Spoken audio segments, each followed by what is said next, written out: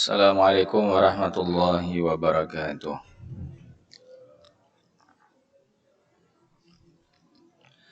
Bismillahirrahmanirrahim. Alhamdulillahi rabbil alamin. Hamdan yuwafi ni'amahu wa yukafi mazidah. Hamdan katsiran tayyiban mubarakan fih.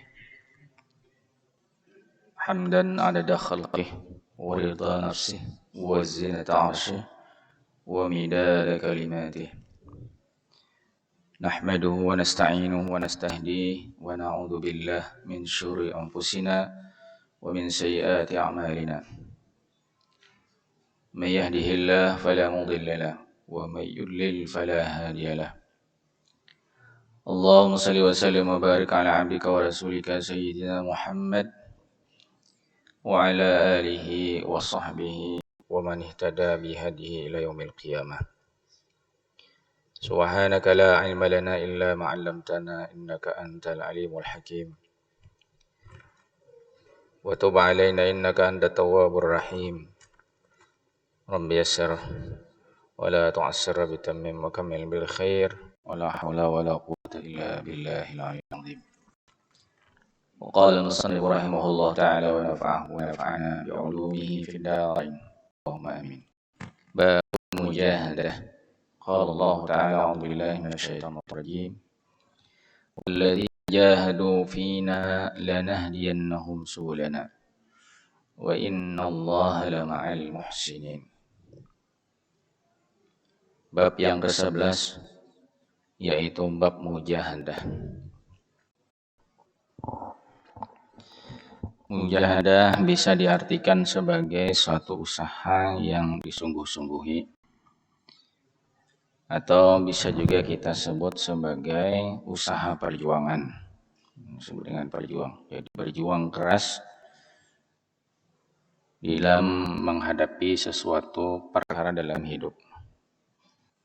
Itu adalah yang disebut dengan mujahadah. Allah Subhanahu wa taala berfirman yang artinya dan orang-orang yang berjihad atau bermudah dalam kami, maka akan kami berikan petunjuk kepada mereka itu jalan kami. Misalnya Allah Subhanahu wa taala dia bersama orang-orang yang berbuat. Ini surah Al-Ankabut ayat 69. Mujahadah jamaah ada dua macam. Perjuangan dalam hidup yang mesti kita lakukan. Yang pertama adalah terhadap diri sendiri. Yang kedua terhadap yang lainnya. Jadi kita kan ada jihad internal, ada jihad eksternal. Mujahadah terhadap diri sendiri ada dua macam, yaitu di dalam melakukan taatan atau melaksanakan kepatuhan. Yang dua adalah di dalam rangka menjauhi apa yang dilarang Allah. Dua-dua ini membutuhkan perjuangan disebut dengan mujahadah. Dalam kita menunaikan ibadah sholat, di sana ada perjuangan. Ketaatan itu semuanya harus diperjuangkan. Karena ketaatan itu adalah tugas yang memang penuh dengan beban berat. Kecuali orang dikeluh untuk di dalam mengerjakannya. Karena itu kita selalu kepada Allah berikan kemudahan. Itu menunjukkan bahwa sebenarnya apa yang kita hadapi tidak mudah, kecuali yang dimudahkan oleh Allah Subhanahu wa taala. Apalagi untuk melaksanakan suatu ketaatan ibadah itu dengan cara yang paling baik, lebih membutuhkan lagi perjuangan. Misalnya benar supaya ibadah kita itu ibadah yang betul-betul ikhlas. Itu membutuhkan perjuangan lain dan mengerjakan yang kita di dalam menjadikan apa yang kita kerjakan itu betul-betul ikhlas juga membutuhkan perjuangan yang lain. Karena itu sampai ke jihad pembesar, jihad kepada diri sendiri, jihad terhadap hawa nafsu. Tapi kita lebih baik waktu dengan ya tanpa ada kerjaan begini itu segala macam. Nafsu memang menghendaki kita menjalani hidup ini santai. Nah, sehingga untuk diberi tugas itu memang akhirnya berat bagi kita. Itulah sifat nafsu yang ada pada diri kita. Nah, berjuang terhadap diri sendiri itu lebih berat daripada jenis perjuangan yang kedua, yaitu berjuang terhadap yang lain yang bukan kepada diri kita. Dalam berbuat taat, sebagaimana dalam kita menjauhi larangan. Ibadah sholat memerlukan perjuangan. Untuk sholatnya perlukan perjuangan, apalagi untuk melaksanakan itu sendiri. Berjuang yang keras. Itulah disebut dengan mujahadah yang sebut nanti di dalam hadis Allah. Tapi yang itu susti. Nah, sebenarnya ini larang Allah Ta'ala bagaimana kita menjauhnya. Nah, itu macam jihad terhadap diri sendiri. Kemudian jihad terhadap yang lain. Ya, jihad yang kita pilih dengan kita. Termasuk agama. Jihad agama diantaranya seperti kita mengatakan majelis ilmu, ini adalah perjuangan agama. Agama sebarkan. Agama tidak boleh diamkan, disebarkan, tapi disebarkan. Menyebar dengan pengetahuan, dengan ilmu. Maka lalu kita mengadakan bisnis sebagai bagian daripada jadah. Ya, sahabat kita untuk agama. Insyaallah yansurkum. Ya kan, semoga Allah akan mendatangkan pertolongannya. Nah, jasa Allah. Begitulah seterusnya, ada kalanya jihad tidak sekadar hanya menyampaikan kepada orang lain tentang hal-hal yang berkaitan dengan petunjuk bagi manusia melalui agama, pun terhadap hal-hal yang bermanfaat agar orang jadi baik hidupnya. Tapi kadang-kadang juga dari oleh Nabi dan para sahabat harus berhadapan dengan musuh Allah. Itu ada bangun memang berat, tapi kita harus melawannya. Itulah pada kehidupan dan kenyataan yang mesti dan kita perjuangkan. Nah, Allah Subhanahu wa taala tadi berfirman bahwa barang siapa yang melakukan mujahadah dalam seluruh disungguh-sungguh diperjuangkan, ya Allah janji hamba untuk memberi petunjuk untuk ya. Sehingga kita bisa berjuang apa? Langsung ujian Allah Subhanahu wa taala dan berbuat menjauhi larangan, membuat bersungguh, memperjuangkan cara mencapai apa yang dikehendaki. Jadi karena Allah mensyaratkan bila ini apa yang diinginkan Allah dan aku akan kita sampai itu bukanlah dengan perjuangan. Jadi tidak dengan cara bermalas-malasan atau hanya sekadar sambil-sambilan. Harus diperjuangkan juga kamu harus diperjuangkan atau dijauhi. Wa ilal sin. Jadi orang kalau simak maka dia akan bisa mencapai kedudukan akar ya ihsan turun memastikan maka dia adalah berhak menjadi orang yang Allah orang dari kepada Allah itu yang ketika nasnya marahnya adalah sauman dan isyallah ta'budullah ka'ata illam takun tara rabbina sambil lalu rasulullah ya Allah ka'antara barang itu menegakkan kepada Allah bersama dengan Allah dan baik innallaha wallaha nafsinin tentang Allah dahwati perjuangan keras sebelum itu dalam keyakinan sebagai lunyi amal soleh arab bakiyahim sembah Tuhan sampai datang kepadamu keyakinan. Masukkan keyakinan dalam ayat di surah Al-Hijr ayat 99 ini adalah al-maut. Wa'bud rabbaka hatta ya'tiyal maut. Ya'tiyakal yakin maknanya ya'tiyakal maut. Beribadah kepada Allah sampai kematian itu datang menjemput kamu.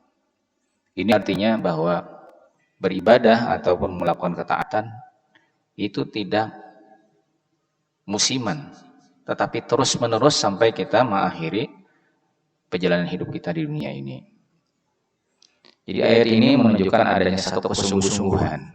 Jangan berhenti di tengah jalan, tapi terus berjalan. Terus berjalan, terus berusaha.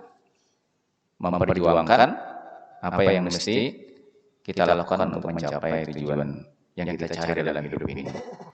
Wa'bud rabbaka hatta ya'tiyakal yakin. Wa qala ta'ala wazkur isma rabbika wa tabattal ilayhi tabtila ay inqati' ilayhi.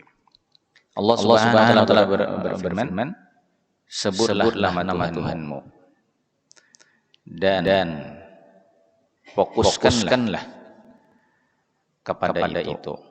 Fokuskan. Sediakan Dan Subhanahu wa ta'ala untuk kita menyebut dirinya, menyebut namanya, maksudnya menyebut Allah Subhanahu wa ta'ala baik dengan cara berzikir maupun mengingat Allah pada saat kita melakukan kegiatan kita. Dan kita melihat bahwa ini boleh dilakukan, diridhoi Allah Subhanahu wa ta'ala, lalu kita lakukan, maka kita melakukannya sambil ingat kepada Allah. Dan apa yang perlu kita tinggalkan karena kita ingat bahwa ini dilarang oleh Allah Subhanahu wa ta'ala. Sebenarnya yang lebih khusus adalah zikir yang berzikir. Jadi Allah tahu dan khusus ini adalah nabinya. Ini puskanlah dari sana sehingga hubungan kepada Allah. Nah, kata menunjukkan kesusahan perjuangan tidak mendapati jiwa kepada Allah, kita beraktivitas.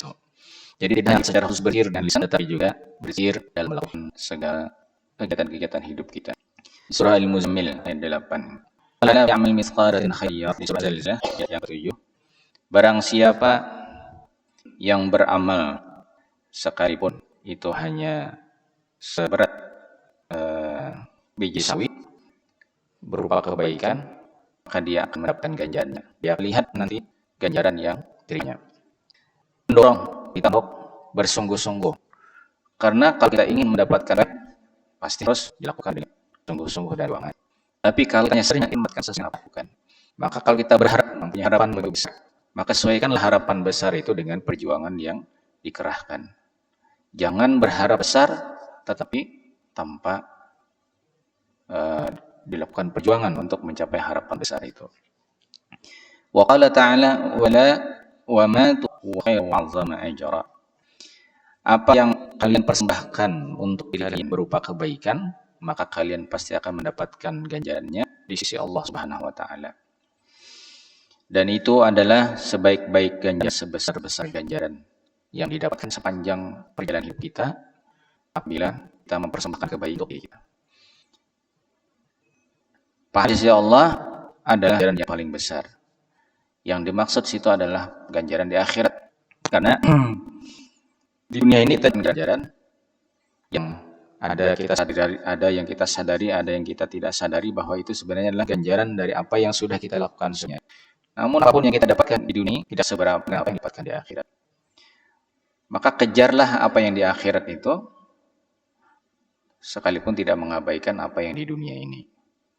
Karena yang di akhirat itu jauh lebih besar daripada. Tapi sekali lagi tidak akan didapatkan kecuali dengan kesungguhan. Jadi ibadah untuk apa? Ibadah ini akhirat. Untuk akhirat. Tetapi ada juga dampaknya demi kepentingan. Kepentingan akhirat jauh lebih besar dan lebih utama daripada apa yang kita dapatkan di dunia ini. Salat ada dampak kebaikannya buat kemaslahatan hidup kita di dunia. Tetapi salat lebih besar kepentingannya untuk akhirat. Karena di sana ada bukti kepatuhan dan ketundukan kita kepada Allah Subhanahu wa ta'ala dan kedekatan kita kepada Allah Subhanahu wa ta'ala. Namun harus kita tunjukkan kesungguh-sungguhan. Termasuk di antara yang tadi sudah pernah sebutkan, yaitu keikhlasan kita kepada Allah dalam beribadah. Itu adalah merupakan perjuangan yang paling besar dalam beribadah. Dalam melakukan amal soleh, perjuangan yang paling terbesar adalah bagaimana kita menjadikan semua itu ya, sesuatu yang kita persembahkan dengan ikhlas. Wa ma tunfiqu min shay'in indallah. Kemudian Allah berfirman di surah Al-Baqarah, "Tanfu min khairin fa innallaha bihi alim." Apa yang kalian infakkan kalian min khairin di situ adalah harta. Fa innallaha bihi alim, mengetahui. Makna Allah Maha mengetahui bahwa Allah akan balas apa yang kita infakkan dari hak kita itu. Berinfak itu maknanya juga zakat. Mulai dari yang fardu zakat, kemudian yang sunnah adalah sedekah. Itu semua masuk dalam infak. Karena infak itu artinya adalah membelanjakan harta, mengeluarkan harta. Yang fardu, yang sunnah adalah sedekah. Membelanjakan harta itu untuk orang lain itu sesuatu yang berat bagi nafsu. Maka dia memerlukan mujahadah. Karena itu senantiasa disandingkan dengan sifat yang kebalikannya, yaitu bakhil. Jadi antara dermawan dengan bakhil itu selalu dipasangkan dalam hadis-hadis Rasulullah SAW dalam menjelaskan bagaimana di situ ada makna mujahadah yang begitu besar. Ya, makna mujahadah yang begitu besar. Di antaranya misalnya Rasulullah SAW menjelaskan as-sakhiyyu qaribun minallah, qaribun minan nas, qaribun minal jannah, ba'idun minan nar. Orang yang dermawan itu dia dekat dengan Allah, dia dekat dengan manusia, dekat dengan surga, jauh dari neraka. Lalu harus lanjutkan al-bakhil, Ba'idun minallah, ba'idun minan nas, ba'idun minal jannah, qaribun minnar. Orang itu dia jauh dari Allah, jauh dari manusia, jauh dari surga, dekat dengan neraka. Nah, itu disebut berpasangan. Jadi kalau kita menghayati makna-makna yang kandung dalam hadis itu menunjukkan ada makna mujahadah yang begitu besar dalam menghadapi nafsu kita, karena kecintaan harta itu begitu kuat sehingga mujahadah yang besar untuk kita bisa lawan nafsu itu. Tadi saya sebut bahwa jihadul akbar, jihad yang paling besar itu adalah menghadapi atau melawan kemauan nafsu. Begitu beberapa ayat disebutkan ini mendahului hadis yang disebutkan dalam bab al-mudah. Apa yang disebutkan hanya bagian, buat ayat fil bab katsir ma'ruf, ayat yang terkait dengan bab ini banyak sekali dalam Al-Qur'an dan bisa kita ketahui dengan mudah. Adapun hadisnya adalah yang pertama, an Abi Hurairah radhiyallahu anhu qala Rasulullah sallallahu alaihi wasallam, inna Allah qala na'ada li wa faqad antuhu bih wa maraba bayin faradtu alaihi wa man yataqarrabu ilayya bin nawafil hatta uhibbah fa idza ahbabtuhu kuntu sam'ahu alladhi yasma'u bihi wa basarahu alladhi yubsiru bihi wa yadahu allati yabtu biha wa rijluhu allati yamshi biha. Wa in sa'alani a'titu wa la in ista'adani la'u'inahu wa la in ista'adani la'u'idnahu. Bukhari. Dari Abi Hurairah radhiyallahu anhu, beliau berkata Rasulullah SAW bersabda, sesungguhnya Allah Ta'ala ini hadis qudsi, barang siapa yang memusuhi aku, maka aku kumandangkan perangan terhadap orang tersebut. Barang siapa yang dekat di antara hambaku itu padaku dengan sesuatu yang aku cintai, di antara yang kufardukan kepadanya, tidak aku pada itu. Ulangi, wa ma taqarraba ilayya 'abdi, tidaklah hambaku mendekati kepadaku dengan melakukan sesuatu lebih kucintai daripada apa yang kufardukan kepadanya. Di dalam bagian pertama hadis ini disampaikan tentang firman Allah Subhanahu wa taala, barang siapa yang memusuhi waliku, maka aku akan kumandangkan peperangan terhadap orang tersebut. Ada wali Allah. Ini adalah salah satu di antara dasar untuk mengetahui adanya wali Allah. Karena dia menyebutnya wali Allah. Siapa wali Allah ini? Wali Allah ini sebenarnya sudah disebut dalam Al-Quran. Inna wali Allah la khaufun alaihim wa la hum yahzanun. Namun berisau karena lanjutannya, alladzina amanu wa kanu yattaqun. Alladzina amanu wa kanu yattaqun. Sesungguhnya kata Allah, wali-wali Allah itu mereka adalah orang yang tidak akan menghadapi rasa takut dan juga sedih. Mereka adalah orang-orang yang beriman. Mereka adalah orang-orang yang benar-benar bertakwa. Jadi mereka yang beriman dan bertakwa asa itu sebenarnya adalah dekat. Jadi kalau wali Allah dia adalah qarib minallah, orang yang dekat dengan Allah Subhanahu wa taala. Nah, kepada Allah sudah memenuhi dua syarat. Alladzina amanu wa kanu yattaqun. Yang pertama adalah dia beriman, yang kedua adalah dia bertakwa. Jadi apabila baik benar dan benar keyakinan atau keimanan orang kepada Allah, dia sudah memenuhi satu syarat untuk menjadi orang dekatnya Allah, wali Allah. Nah, iman itu ada urusan keyakinan yang ada di dalam diri. Adapun takwa itu adalah kesalehan zahir kita. Jadi ada dua kesalehan ini, kesalehan batin, ada kesalehan zahir. Memadukan keduanya itu bila sudah dimiliki dengan baik, maka dia berhak menjadi orang yang dekat dengan Allah, yang disebut dengan wali Allah itu. Jadi orang yang memang benar-benar beriman dan benar bertakwa akan dikatakan yang mulia di sisi Allah Ta'ala. Maka kalau ada orang yang mencoba untuk memusuhinya, mengusiknya, apalagi menyerangnya, Allah menyatakan bahwa Allah Subhanahu wa taala akan membalas dengan cara yang lebih keras. Di dalam hadis ini disebutkan dengan sebutan peperangan. Kalau ingin membahasnya dengan cara peperangan itu adalah sesuatu yang sangat besar balasannya. Kita kalau balas orang misalnya dengan hanya memukul atau membalas makian orang dengan makian juga, itu masih tidak terlalu keras. Tapi kalau sudah urusannya berperang, itu sudah habis, ya. Ya, itu sudah yang paling keras. Allah Subhanahu wa taala menyatakan perang pada orang yang memusuhi orang yang dekat dengan Allah Subhanahu wa taala. Walillahi junudus samawati. Allah SWT itu memiliki bala tentara di seluruh penjuru langit dan bumi. Tentara Allah Subhanahu wa taala itu tidak kita ketahui. Bisa saja tentara Allah itu kecil. Ya, yang Allah kirimkan tetapi akibatnya fatal.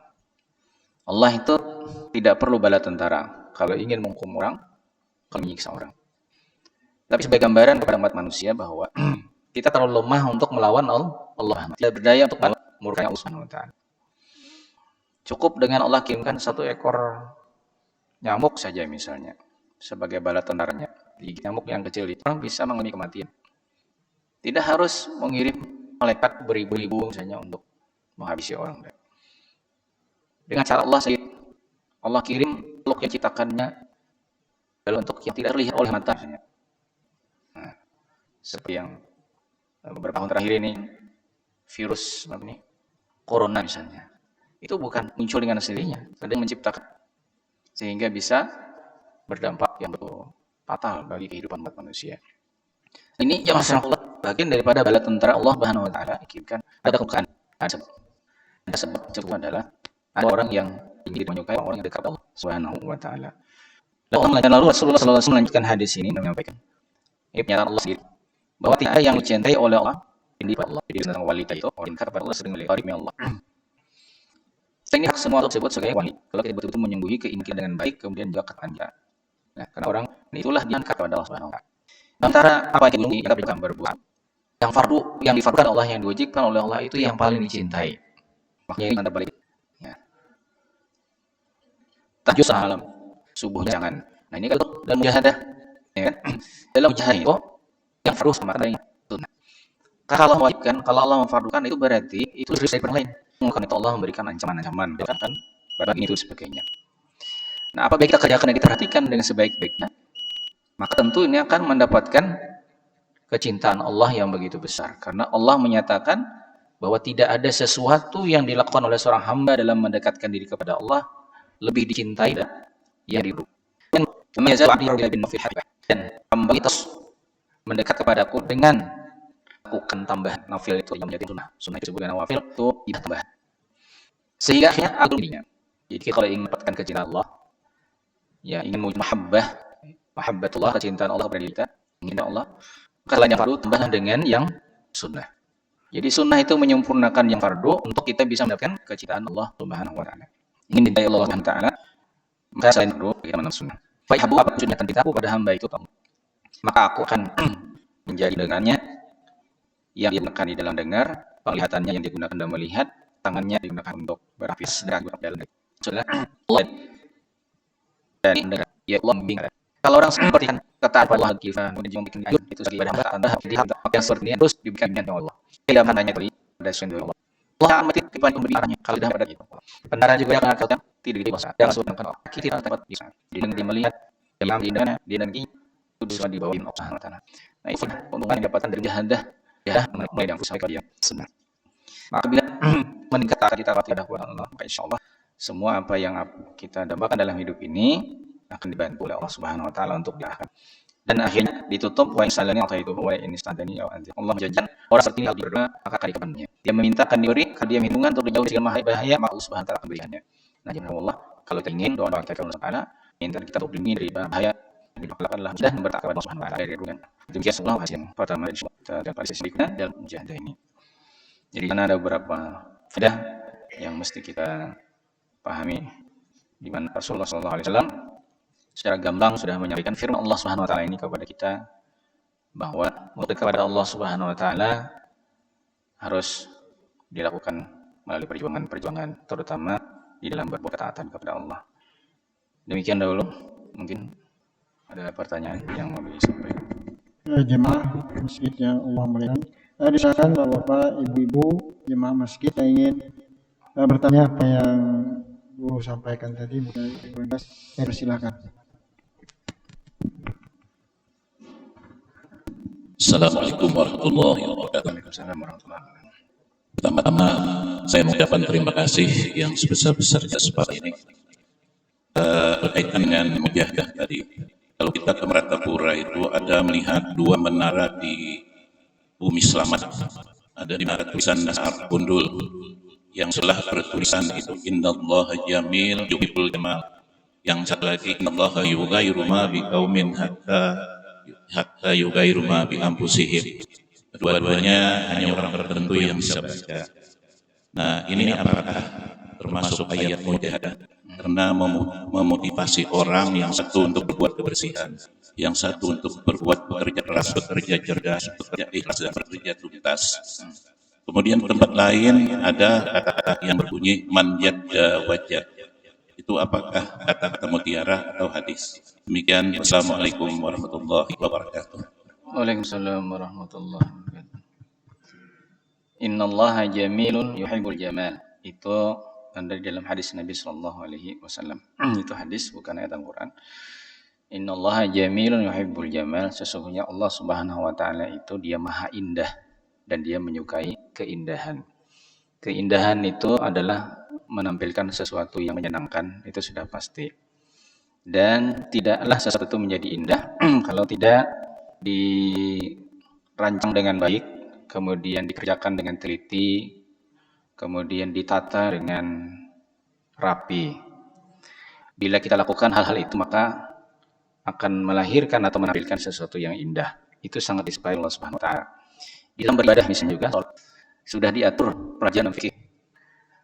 Lah, mulai dari ya bersucinya dan seterusnya. Itu ada aturan sunnahnya. Syarat itu kan berupa aturan. Kemudian ada yang makruh, ada yang sunnah, ada yang haram untuk dikerjakan. Nah, kalau kita penuhi aturan-aturan ini ya secara keseluruhan, maka pasti pekerjaan itu akan tampil dengan indah. Dan itu yang disukai Allah Subhanahu wa taala dalam kita mengerjakan ibadah. Begitu juga terhadap pekerjaan-pekerjaan yang lain. Karena itu dalam hadis juga ada disebutkan innallaha yuhibbu idza amila ahadukum amalan ayyutqinahu. Sesungguhnya Allah Subhanahu wa taala sangat mencintai seorang hamba yang bila dia melakukan sesuatu pekerjaan dilakukannya secara itqan. Apa itu itqan? Itqan itu yang direncanakan dengan baik, dilakukan dengan apik, dilakukan dengan teliti, bukan asal-asalan, kemudian dilakukan secara tuntas, jangan setengah-setengah. Nah, Allah menyukai orang mengerjakan segala sesuatu dengan cara itu. Itu yang paling dicintai oleh Subhanahu wa taala. Karena itu tadi juga sudah disebutkan. Apa yang dicintai oleh Allah dalam kita berbuat taat? Perhatikan dulu yang difardukan oleh Subhanahu wa taala yang sebaik-baiknya. Baru kemudian tambah. Kalau kita punya yuhibbul jamal, memang Allah itu maha indah dan dia menyukai keindahan. Bukti bahwa Allah maha indah diri kita ini. Betapa indahnya ditata dengan apik walaupun kelihatannya rumit. Ini rumit sekali Allah. Jaringan-jaringan yang ada dalam tubuh kita ini rumit sekali. Ya, tidak bisa ditiru dengan cara apapun oleh manusia. Nah, tetapi itu tertata dengan apik, tidak ada yang kemudian di dalam tubuh kita ini jaringan-jaringan yang begitu banyak itu mengalami kesalahan dalam perencanaan atau misalnya dalam pemasangan jaringan ini itu berjalan dari masa ke masa dengan perencanaan Allah Subhanahu wa taala yang sempurna. Alam semesta ini diciptakan dengan apa? Dengan penataan yang apik, dengan teliti. Jarak antara bumi dengan matahari yang diperlukan oleh bumi, jaraknya diatur sedemikian rupa. Ukuran besarannya diatur sedemikian rupa. Panas yang diberikan sampai ke bumi demikian rupa. Agar panasnya matahari itu bisa dimanfaatkan di bumi. Bagaimana caranya? Harus dipelter di atasnya juga. Dan segala macam itu semua adalah menampilkan tentang keteraturan, keapikan yang Allah perlihatkan di hadapan kita, bahwa Allah menyukai kalau orang melakukan sesuatu pekerjaan dengan cara itu, sebagaimana Allah menyukai hal itu.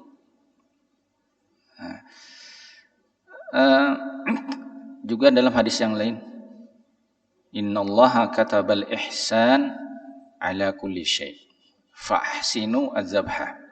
Sesungguhnya Allah mewajibkan orang berbuat yang sebaik-baiknya terhadap segala sesuatu. Maka ya Rasulullah, sembelihlah hewan kamu itu dengan cara yang paling baik. Nah, Nabi nyampaikan itu ketika ada orang ingin menyembelih binatang, diseret-seret, ditarik-tarik, kemudian diinjak-injak, kemudian disembelih dengan pisau yang tumpul. Ditegur oleh Rasulullah SAW, ini bukan cara yang baik dalam cara menyembelih. Allah tidak suka dengan cara ini. Maka dalam urusan menyembelih aja itu dilakukan dengan yang sebaik-baiknya. Jadi ya Rasulullah, kalau kamu ingin menyembelih, asah dulu pisaunya dengan tajam. Nah, jangan dirabahkan dulu sapinya, ditindihi, hanya asah parang, kasihannya sapi menghadangi. Misalnya begitu kan, itu sudah menyiksa. Jadi ya Rasulullah, itu penyiksaan. Itu ya kalau kita bahasakan biadab lah begitu kan. Jadi kepada binatang saja perlakuan harus dengan sebaik-baiknya, apalagi kepada manusia. Jadi semua pekerjaan-pekerjaan itu harus dilakukan dengan ihsan, itqan. Nah, itu istilah-istilah yang dikenalkan dalam hadis Nabi sallallahu alaihi wasallam. Itu semua adalah mengarah kepada innallaha jamilun yuhibbul jamal. Jadi mungkin tulisan itu maksudnya begitu.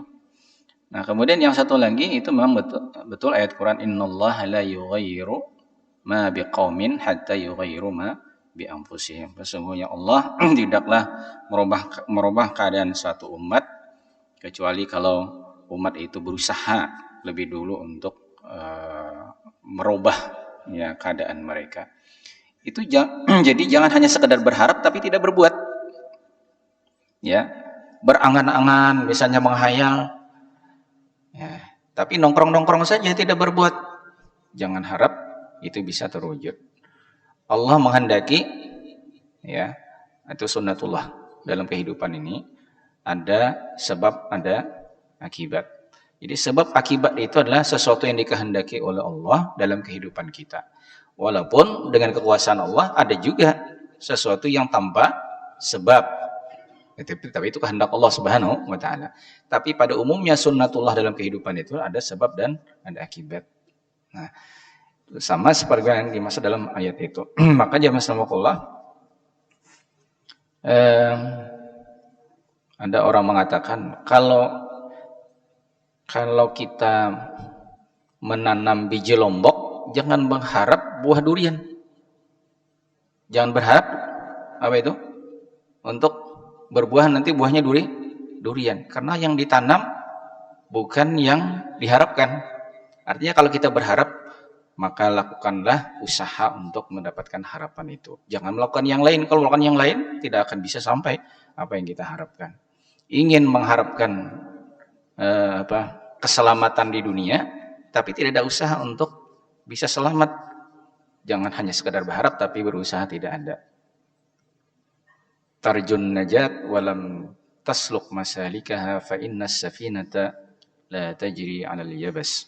Kamu mengharapkan keselamatan tetapi kamu tidak menempuh jalan untuk selamat, maka sesungguhnya kapal tidak akan pernah bisa berjalan di atas daratan. Nah, jamaah sekalian, jadi kedua-duanya itu, yang hadis maupun yang Al-Qur'an itu memang maksudnya ya untuk supaya kita di dalam usaha membangun daerah misalnya kan, karena itu simbol yang ingin, pesan yang ingin disampaikan, adanya satu kesungguh-sungguhan yang dikerahkan dalam membangun daerah, termasuk di dalam membangun kegiatan keberagamaan di setiap daerah kita. Itu harus disungguh-sungguhi. Ya, misalnya menyemarakkan pengajaran Al-Quran di masyarakat, ya sia-sia agama harus disungguh-sungguhi untuk dihidupkan, karena itu akan membantu untuk menjaga menjaga masyarakat secara keseluruhan dari generasi ke generasi. Sebagaimana juga bagi pihak-pihak yang punya kepentingan dalam pembangunan, itu juga betul-betul mulai dari memikirkannya sampai kemudian dalam pelaksanaannya itu dilakukan dengan sebaik-baiknya, karena Allah menyukai setiap pekerjaan itu kalau dilakukan dengan penuh kesungguh-sungguhan.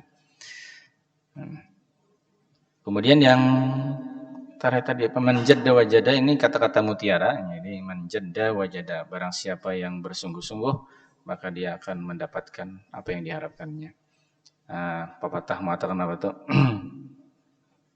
Pepatah kita tuh apa enggaknya? Yang berenang-renang ke tepian tuh apa?